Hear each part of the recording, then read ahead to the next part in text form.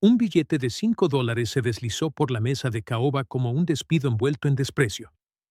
El comedor privado de Centaur tenía vistas a la ciudad desde el 42º piso, donde el aire mismo parecía costar dinero, donde cada molécula había sido filtrada, controlada en temperatura y dispuesta para el confort de personas que nunca habían conocido la incomodidad. James Richardson, el CEO de Sterling Enterprises, se sentó frente a Marcus Webb, un padre soltero negro que acababa de terminar de presentar su idea para una iniciativa de desarrollo comunitario. Marcus había llegado con un portafolio de bocetos, análisis de costos detallados, proyecciones completas para la creación de empleos, vivienda asequible e infraestructura comunitaria. Había llegado con la esperanza que le había tomado 3 meses preparar, 3 meses de noches pasadas dibujando después de que terminaban sus turnos, 3 meses creyendo que alguien con recursos podría realmente escuchar. James escuchó sin mirar una sola vez los documentos reales extendidos ante él. En cambio, estudió los zapatos de Marcus, desgastados en el talón, resueltos 3 veces a juzgar por su apariencia, mantenidos unidos con determinación y un cuidado meticuloso. Su chaqueta estaba limpia, pero descolorida, del tipo que venía de tiendas de segunda mano y lavados cuidadosos, de una vida donde cada artículo era elegido con intención porque no había excedente, no había exceso, no había espacio para el desperdicio. Cuando Marcus terminó de hablar, su voz firme a pesar de su corazón acelerado, a pesar de los nervios que venían de presentar a alguien cuyo nombre aparecía en revistas de negocios, James se levantó lentamente. Colocó $5 sobre la mesa junto a la carpeta intacta. El billete se quedó allí como un insulto con valor numérico. «Para el viaje en taxi a casa», dijo James, su voz cargando el peso de una certeza absoluta.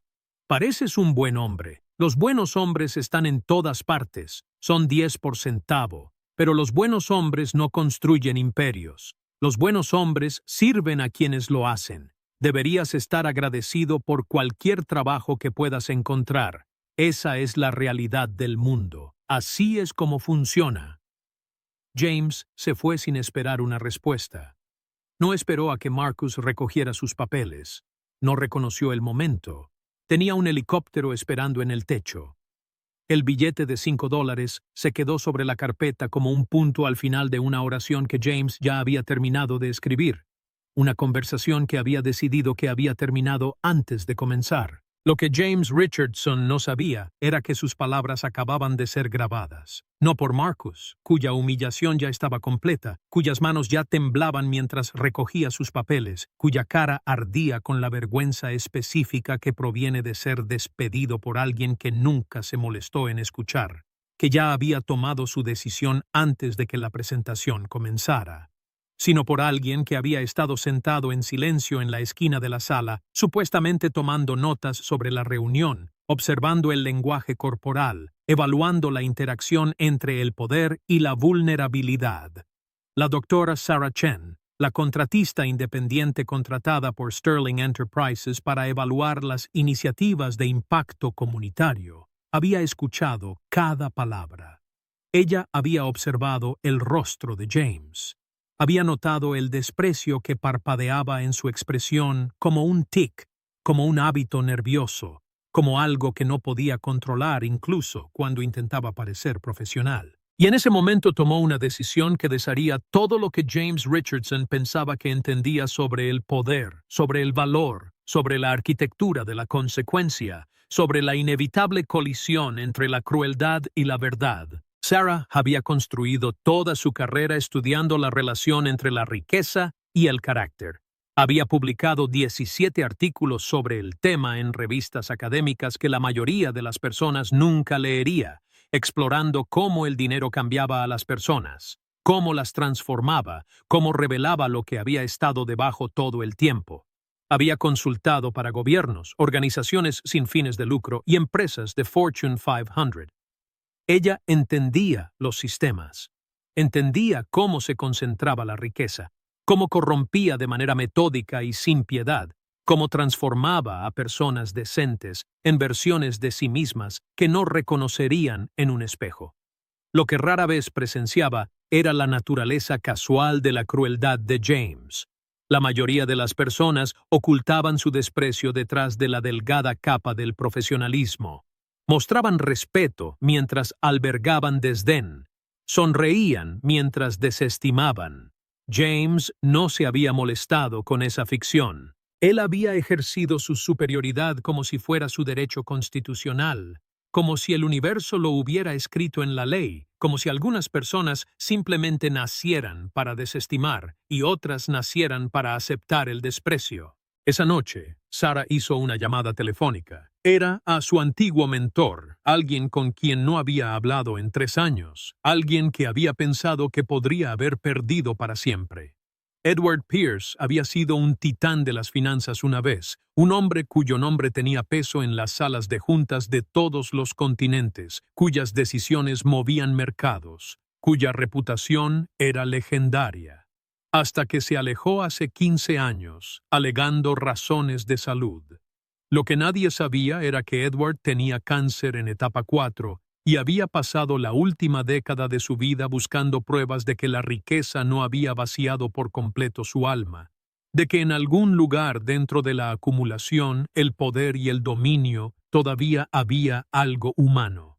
Sarah había sido su asistente una vez cuando Edward aún creía que el dinero era la medida definitiva del éxito, que el beneficio era el único idioma que importaba. Ella lo había visto regalar miles de millones, lo había visto sonreír por primera vez en décadas, lo había visto morir lentamente, encontrando paz en el acto de redistribución, en el conocimiento de que lo que dejaba atrás ayudaría a la gente, crearía oportunidades, importaría más allá de las ganancias trimestrales. Edward Pierce estaba muriendo ahora. Había estado muriendo durante mucho tiempo, observando el calendario, viendo cómo su cuerpo le fallaba pieza por pieza, viendo cómo el tiempo se volvía precioso. Pero su última inversión sería la más importante, la más personal, la más peligrosa para el orden establecido. «Necesito que me ayudes a encontrar a alguien», dijo Sarah por teléfono, con la voz firme y segura. «Un hombre llamado Marcus Webb. Necesito entender todo sobre él. Su historia, sus sueños, su hija, todo, cada detalle. Y luego necesito crear una situación en la que James Richardson no tenga otra opción que entender lo que acaba de tirar. Necesito mostrarle qué sucede cuando el poder choca con la gracia». Edward escuchó. Edward entendió perfectamente. Edward había pasado 15 años aprendiendo a jugar un juego diferente al que había dominado en su juventud, un juego basado en la consecuencia en lugar de la acumulación.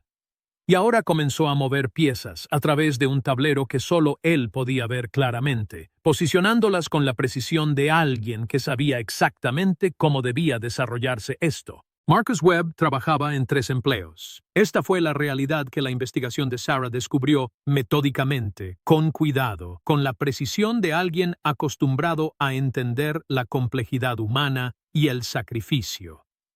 Durante el día era gerente de proyectos en una empresa de construcción de nivel medio, donde diseñaba soluciones de vivienda asequible y gestionaba equipos de trabajadores que lo respetaban profundamente, que escuchaban sus ideas, que entendían que los veía como personas en lugar de unidades de trabajo.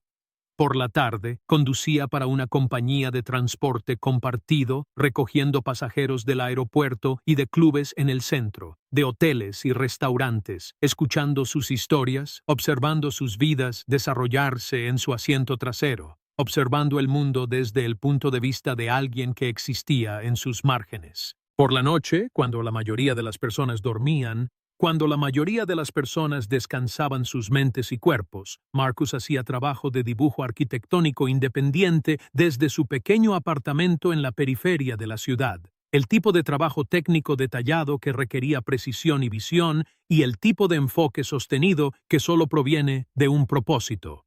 Hacía esto por una razón, solo una razón: La razón que lo sostenía a través del agotamiento y las articulaciones adoloridas y la particular soledad de alguien que se estaba extendiendo demasiado.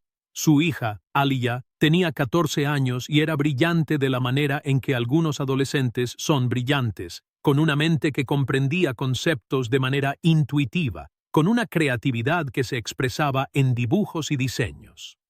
Ella había sido aceptada en la escuela privada más prestigiosa del estado, una escuela donde los padres de sus compañeros eran doctores, abogados y directores ejecutivos. El costo de la matrícula fue lo que Marcus ganó en 4 meses, trabajando en sus 3 empleos, sacrificando el sueño y la juventud, así como la posibilidad de una conexión romántica y los ritmos normales de la vida humana. Aliyah no sabía sobre los 3 trabajos de su padre. Esto fue intencional, una decisión que Marcus había tomado conscientemente. Había estructurado su vida para que ella no viera el peso de su sacrificio, no cargara con la culpa de su agotamiento, no se sintiera responsable de sus elecciones. Quería que ella sintiera la ligereza de la posibilidad, no la pesadez de la obligación. Cuando ella le preguntó a dónde iba por las noches, él le dijo que estaba haciendo contactos, construyendo conexiones profesionales, expandiendo su círculo profesional. Cuando ella le preguntó por qué trabajaba hasta tarde en la noche, él le dijo que estaba desarrollando nuevos diseños, explorando su creatividad, empujándose a sí mismo como artista. Ella le creyó porque él había ganado el derecho a ser creído, porque su consistencia era inquebrantable, porque nunca vaciló en su presentación de su vida. Cuando Sarah llegó al edificio de apartamentos de Marcus una noche de martes, se sorprendió por lo que encontró. No pobreza exactamente, sino algo más digno que eso. Cuidadoso, intencional. Un hombre tomando decisiones deliberadas sobre a dónde iba cada dólar, qué importaba, qué podía ser sacrificado y qué no. La sala de estar tenía libros por todas partes, libros de verdad, no lectores electrónicos, como si Marcus creyera en la permanencia de las ideas, en la fisicalidad del aprendizaje, en la realidad táctil del conocimiento. Había dibujos en las paredes, el trabajo de Aliyah, obviamente, bosquejos a carboncillo de edificios que aún no existían, de calles reimaginadas, de visiones que pertenecían a alguien que había sido animada a soñar, que nunca había sido toldada que sus sueños eran demasiado grandes. Marcus respondió a la puerta llevando su agotamiento como una segunda piel. Sus ojos pasaron por el cálculo automático que ocurre cuando un extraño bien vestido aparece en tu puerta a las 8 de la noche. Había hecho las cuentas. Conocía las probabilidades. Nada bueno jamás provenía de este tipo de visita. Nada llegaba sin previo aviso que trajera buenas noticias para personas como él. Mi nombre es Sarah Chen, dijo con cuidado. Estuve en la reunión contigo ayer, en Sterling Enterprises. Estaba tomando notas mientras James Richardson te despedía. Necesito hablar contigo sobre lo que hizo, sobre lo que dijo. La expresión de Marcus se cerró como una puerta que se traba, como una reja que se baja. No hay nada de qué hablar. Se acabó. Está hecho. No ha terminado, dijo Sarah. Porque lo que hizo no fue solo cruel, fue una prueba, aunque él no lo sabía. Y tú la fallaste, no porque no seas lo suficientemente bueno, sino porque el mundo te convenció de que debías aceptar ese trato, que era normal, que así es como opera el poder. Estoy aquí para cambiar esa ecuación. Trabajo para alguien que entiende el poder mejor que nadie vivo. Y está interesado en enseñarle a James Richardson algo que James no sabe que necesita aprender. Marcus la estudió por un largo momento. ¿Por qué harías eso? Porque creo en las segundas oportunidades, dijo Sarah. Y porque Edward Pierce, el hombre para quien trabajo, cree que las personas pueden cambiar si se ven obligadas a confrontarse a sí mismas. Se está muriendo. Tal vez le queden 9 meses. Y en esos meses, lo único que quiere hacer es mostrarle a alguien como James Richardson lo que podrían ser si eligieran de manera diferente. 3 semanas después, todo comenzó a moverse como piezas en un tablero de ajedrez que solo Edward Pierce podía ver. El equipo de Edward compró en silencio el terreno adyacente al proyecto de desarrollo insignia de Sterling Enterprises. El mismo proyecto del que James Richardson había estado presumiendo durante meses en conferencias de la industria, afirmando que sería el logro arquitectónico de la década, el triunfo de su carrera, el monumento a su visión. Excepto que la compra de Edward Pierce creó un problema fatal. Según las leyes de zonificación de la ciudad, Sterling no podía proceder sin la aprobación del propietario del terreno adyacente, sin servidumbres y permisos y firmas en documentos que determinaban todo. Ese propietario de terreno adyacente ahora era propiedad de una empresa fantasma, que era propiedad de otra empresa fantasma, que finalmente estaba controlada por el fideicomiso de Edward Pierce. James Richardson no tenía idea. No tenía contexto para lo que estaba a punto de suceder. Comenzó a entrar en pánico cuando sus abogados le informaron que el desarrollo estaba detenido indefinidamente. Su desarrollo valía $400 millones. Ya había gastado millones en preparación. Había prometido a los inversionistas rendimientos que dependían del cronograma, del impulso, de la apariencia de inevitabilidad. Y de repente, todo el proyecto fue congelado por un propietario de la propiedad que había aparecido de la nada, que no devolvía llamadas, que parecía existir solo como un obstáculo. James hizo lo que siempre hacía cuando se enfrentaba a obstáculos. Intentó comprarlos. Envió a sus abogados con ofertas cada vez más generosas. Regresaron diciendo que el propietario no estaba interesado en vender a ningún precio. Aumentó su oferta en 50 millones. La respuesta siguió siendo no. La aumentó de nuevo. No. Envió mensajes cada vez más agresivos. La respuesta siempre fue la misma. No. No. No. Por primera vez en su vida adulta, James Richardson descubrió algo que el dinero no podía comprar. Cumplimiento, respeto, cooperación, la simple elección humana de comprometerse con él en sus términos. Entonces llegó la carta. Venía en papel crema grueso, sellada con cera real, un regreso a una época antes de que el correo electrónico y los mensajes de texto borraran toda ceremonia de la comunicación. James la abrió con manos temblorosas en su oficina mientras las luces de la ciudad comenzaban a brillar debajo de él, proyectando sombras sobre su escritorio. «Estimado señor Richardson», decía, «le escribo para informarle que represento al propietario de la propiedad en el asunto de su desarrollo detenido. Antes de que procedamos a negociar, pensé que debería entender algo sobre la persona cuyo terreno necesita. Su nombre es Marcus Webb. Es un padre soltero negro que trabaja en 3 empleos para que su hija pueda asistir a una escuela privada. Lo conoció hace 3 semanas, le dio $5 y le dijo que los hombres buenos no construyen imperios. Tenía razón en una cosa. Es un buen hombre. Está a punto de enseñarle lo que eso realmente significa. Ahora es propietario de la propiedad que necesita. Y está preparado para discutir esto con usted en persona. Venga solo. No traiga nada más que su disposición para escuchar. Edward Pierce. El primer instinto de James fue reír. Esto no podía ser real. Tenía que ser algún tipo de truco, alguna manipulación elaborada por un competidor o un empleado descontento. Marcus Webb no tenía los recursos para poseer un estacionamiento, y mucho menos una propiedad comercial de primera valorada en $50 millones. Era imposible. Pero cuando sus abogados lo confirmaron, cuando la documentación resultó irrefutable, cuando los registros de propiedad mostraron que el nombre de Marcus Webb estaba en la escritura, James se dio cuenta de que lo habían engañado. La pregunta era cómo y por qué. La reunión se organizó en un terreno neutral, una pequeña cafetería en el centro de la ciudad, elegida intencionalmente para ser pública, para eliminar las dinámicas de poder de una oficina o un edificio alto. James llegó primero, su mente corriendo a través de escenarios y posibilidades. Compraría a Marcus. Expondría a Edward Pierce. Encontraría alguna forma legal de anular toda esta situación. Reafirmaría el control. Entonces entró Marcus. Él no estaba tratando de ser intimidante. Eso fue lo que impactó a James de inmediato.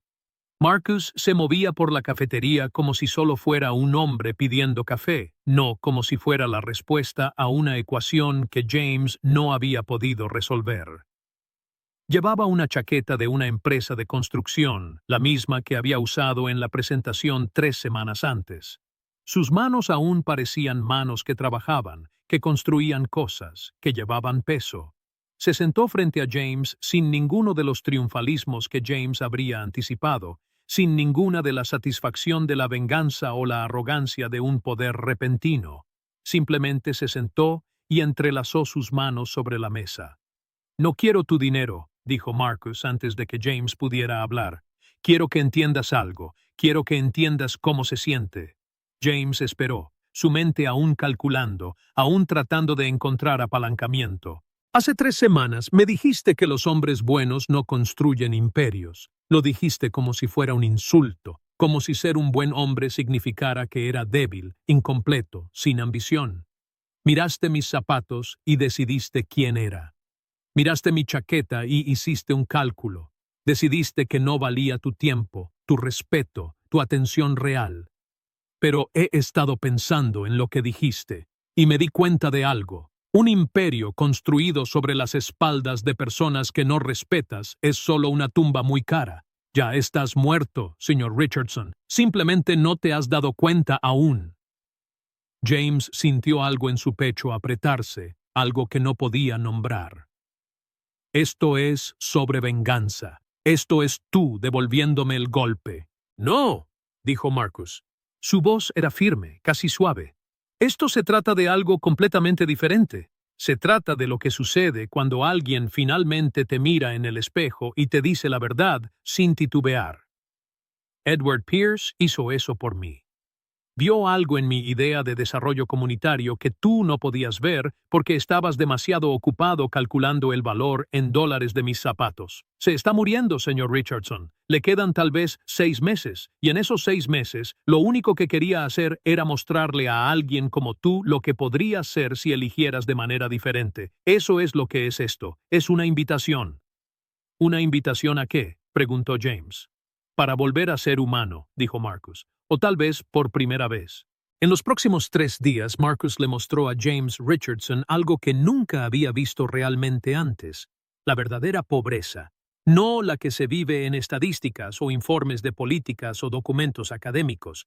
No la que se puede estudiar desde la distancia o discutir en salas de juntas, sino la que vive en las personas, que vive en los vecindarios, que vive en las decisiones que las personas toman cada día entre la supervivencia y la dignidad, entre alimentar a sus hijos y pagar el alquiler, entre la esperanza y la desesperación. Llevó a James al centro comunitario donde su proyecto de desarrollo se suponía que iba a crear programas de capacitación laboral. Le presentó a adolescentes que ya habían sido descartados por un sistema que no creía en ellos, que los había clasificado en categorías etiquetadas como en riesgo y poco probable que tengan éxito. Le mostró a James una manzana que podría transformarse en un vecindario en lugar de un distrito de almacenes. Le mostró la visión que había estado cargando, la que James había desestimado en 5 segundos, la que le había tomado a Marcus meses desarrollar. Y James comenzó a entender lentamente, luego más rápidamente, lo que había desechado. «¿Por qué estás haciendo esto?», preguntó el tercer día. Estaban de pie en un terreno vacío, donde la visión de Marcus había trazado planes para un jardín público, vivienda asequible, una clínica de salud que serviría al vecindario. «No merezco esto, no merezco tu amabilidad». «No lo haces», dijo Marcus simplemente. «Pero lo estoy dando de todos modos, porque Edward Pierce me enseñó que a veces el acto más radical es mostrarle a alguien misericordia cuando no ha hecho nada para merecerla. Porque mi hija me preguntó qué pasaría si alguien me tratara de la manera en que yo te traté. Y me di cuenta de que no tenía una respuesta. Me di cuenta de que no quería enseñarle que el poder se trata de ganar. Quiero enseñarle que el poder se trata de elegir quién te conviertes». James Richardson regresó a su oficina e hizo algo que sorprendió a todos a su alrededor. Se retiró de su proyecto de desarrollo insignia. invitó a Marcus Webb a presentar su iniciativa comunitaria a la junta directiva de Sterling Enterprises. Se convirtió en un socio silencioso en el desarrollo, proporcionando recursos y conexiones, pero cediendo el control a la visión de Marcus. Comenzó a aprender lo que significaba servir en lugar de dominar. La junta se rebeló. Sus inversores exigieron explicaciones. Sus colegas susurraban sobre un colapso mental, sobre coerción, sobre la posibilidad de que estuviera siendo explotado por un hombre en quien había confiado tontamente. Pero James finalmente había visto algo que había estado perdiendo durante 40 años, que el único legado que valía la pena dejar era uno construido sobre la creencia en las personas, no en aplastarlas. Cuando Edward Pierce murió 4 meses después, James Richardson asistió al funeral. Se paró al lado de Sarah Chen y Marcus Webb, observando cómo el hombre que había orquestado toda esta transformación era devuelto a la tierra. El obituario de Edward lo llamaba filántropo. Pero Marcus conocía la verdad. Edward había pasado sus últimos meses siendo la persona que siempre debió haber sido. La persona que se convirtió cuando dejó de medir el valor en dólares y comenzó a medirlo en conexión humana. El vecindario que creció a partir de la visión de Marcus se convirtió en un modelo para el desarrollo urbano en todo el país. Los jóvenes, a quienes se les había dicho que no valían nada, se convirtieron en arquitectos, ingenieros, emprendedores. Y en el centro de todo esto estaba un padre soltero negro que había recibido $5 de un multimillonario y había respondido con gracia en lugar de odio. James Richardson pasó sus últimos años trabajando junto a Marcus, aprendiendo lo que significaba construir algo que no solo fuera rentable, sino significativo. Nunca se convirtieron exactamente en amigos, pero surgió algo más profundo. Se convirtieron en dos hombres que entendieron que la redención no se trata de grandes gestos o elaboradas inversiones. Se trata de la pequeña elección de tratar a alguien como si importara. Cuando James finalmente se retiró a los 72 años, no dejó su imperio a su familia. Se lo dejó a Marcus, no como una herencia, sino como una responsabilidad, como un recordatorio de que el poder es temporal, pero la bondad resuena para siempre. Ese legado se construye no en oficinas, sino en las vidas en las que eliges creer, que $5 nunca pueden medir el valor de un ser humano,